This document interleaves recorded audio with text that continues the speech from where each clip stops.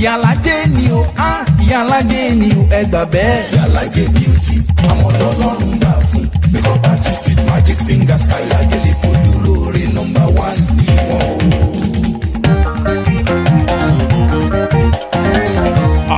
Ìyálájé ni o, when you think of makeups and gele in unique styles.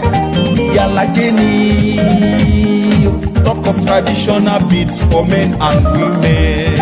Ìyálájé ni Ìyálájé ni kẹ́kọ̀ọ́ makeups and gele in unique styles. Ìyálájé náà ni Ìyálájé ni bẹ́ẹ̀ ni. talk of traditional beads for men and women. Tẹ bá fẹ́ ṣojú lóge, tẹ fẹ́ kójú gún régé, tàbí ẹ fẹ́ ya gèdè, tàṣe rẹ́gí lórí yìí o. Ẹ má yà sọ́tún, ẹ má yà sósì o.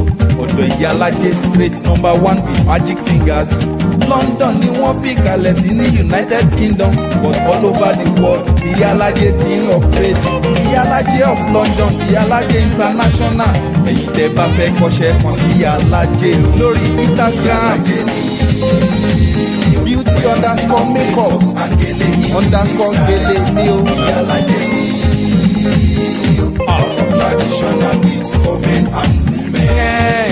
Ìyálájé ló ní kí gbogbo yín o. Ó ní ẹ ṣe dùn tí ẹ ń bá wa dùn. Ẹ ṣé àdúpẹ́ o. Ó ní kó tún tẹ̀síwájú lọ́dún tó ń bọ̀.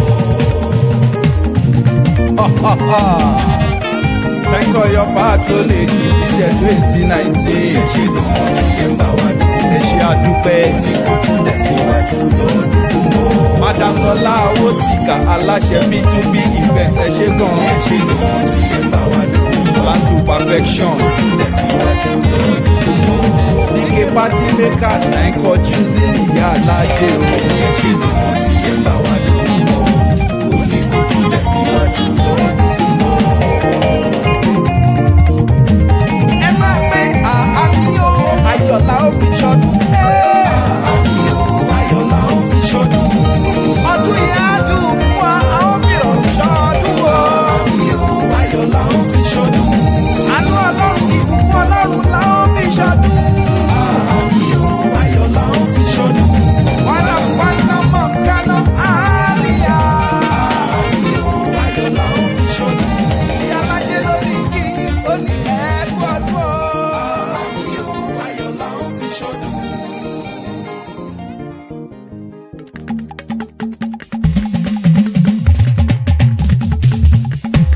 Ìyálájé ni o, Ìyálájé ni o, ẹ gbà bẹ́ẹ̀. Ìyálájé beauty, àwọn ọlọ́run gbà fún. Makeup artist with magic fingers, Káyàgélé kò dúró re #1 ni wọ́n o.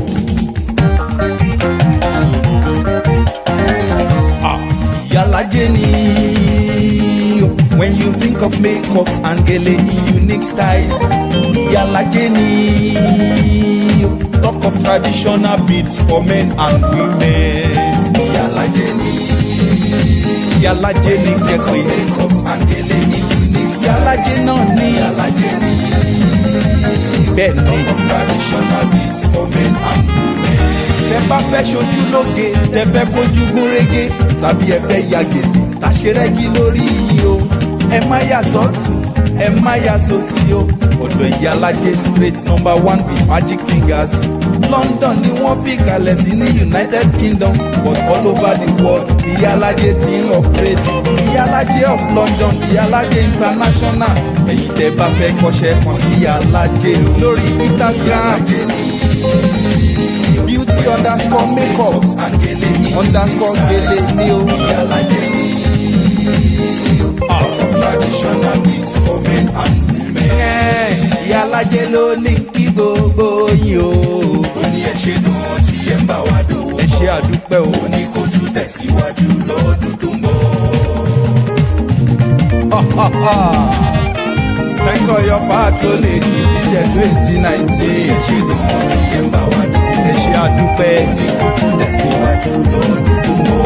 Madam Lọlá Owósìkà aláṣẹ B2B event ẹ ṣé gan. Ẹ ṣe dùn tí ẹ ń bá wa dùn.